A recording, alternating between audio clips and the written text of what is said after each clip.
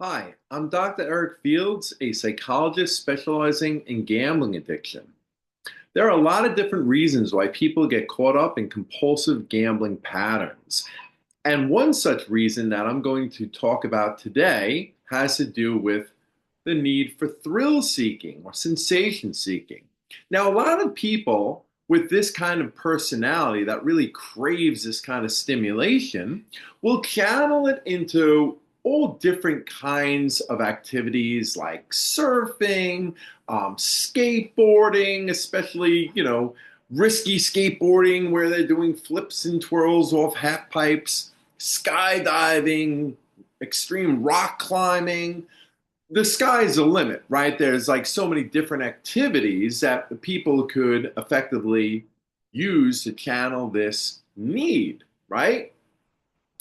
And while this may be abnormal in the sense that most people are really not okay with taking those kinds of risks, there's nothing inherently wrong with that. If that is your personality and you have this need, that's fine. And the type of person that comes readily to my mind is someone with ADHD that has a tendency to get bored easily. And a lot of times they get attracted to activities that are highly stimulating and so happen to be kind of risky. So, people with this need or this type of personality can also get attracted to gambling because gambling can be risky. In fact, you can make gambling very risky, right?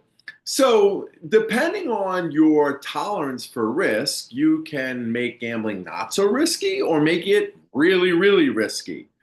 And so a lot of people that I have seen in my practice have this kind of personality where they're betting these really large wagers and kind of like living on the edge to fulfill that kind of need.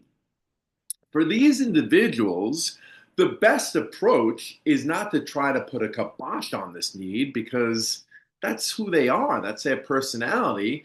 It's to help them learn to channel this in a much less harmful, risky way, right? And so maybe there's an activity like one of the ones I mentioned before that can really fulfill this drive they have. Now, there is a subset of people that look towards risky behavior, thrill seeking behavior, for a different reason. And this is the type of person I want to focus in on today. This type of person is very emotionally numb. I consider this person even worse off than somebody with severe depression. Because even somebody with severe depression is still feeling, right? And as human beings, we are feeling based creatures. That is one of the attributes of us that make us feel human, having these different kinds of emotional responses. And so while feeling depressed is certainly not a very enjoyable experience, it's still feeling something. And so there are people that, in my opinion, are in even worse of a place because they are not feeling anything. These people could be people that have been depressed for so long that now their emotional responsiveness is kind of just numbed out. And it definitely can apply to people who've experienced significant trauma. And this is the body's way of having almost like an adaptive response, right? If we don't feel anything, then we don't have that kind of threat coming to us, right? That really bad negative feelings could be threatening to us, especially if they're related to something really awful and tragic that has happened to us in our past. And so I see people in this category that use gambling to feel something because they feel emotionally deadened and numb. And these people are the same types of individuals who often engage in self injurious behaviors, such as cutting or harming themselves, not in a lethal way to commit suicide, but again, to feel something.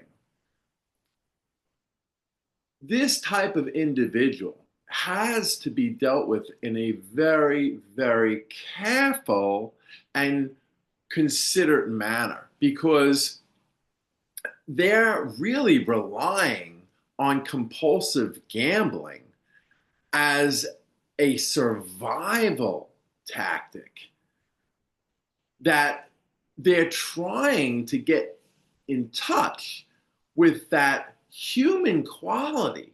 They're trying to get in touch with feeling something again. And so for these individuals, a therapist might erroneously characterize them as somebody with a thrill seeking, sensation seeking personality, right?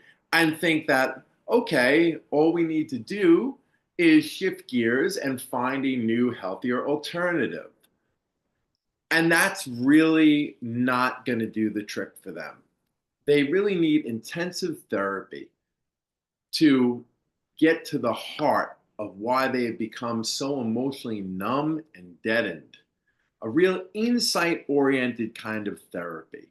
And especially if they've gone through trauma, that has to be there has to be a working through process for them.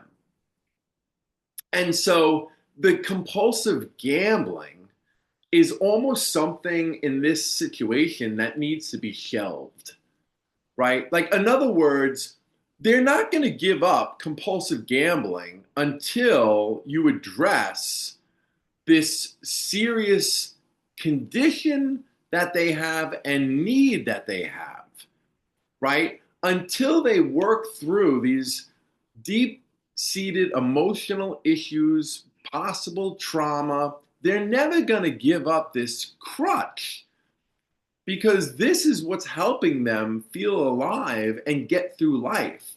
And to be honest with you, it could actually be dangerous to put a kibosh on the gambling too soon for them.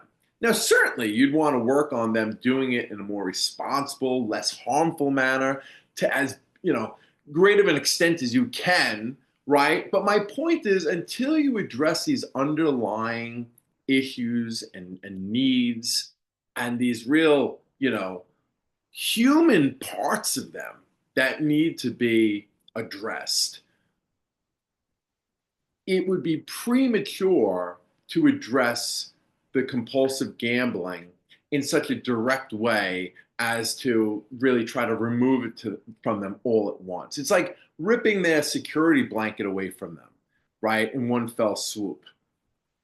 So certainly you can work on the compulsive gambling to try to reduce it to a less harmful manner, but just realize that individuals with this kind of need, they need intensive therapy and they really need to work on these core issues, these emotional struggles first and foremost before we ever try taking away the gambling from them or putting a kibosh on it, so to speak.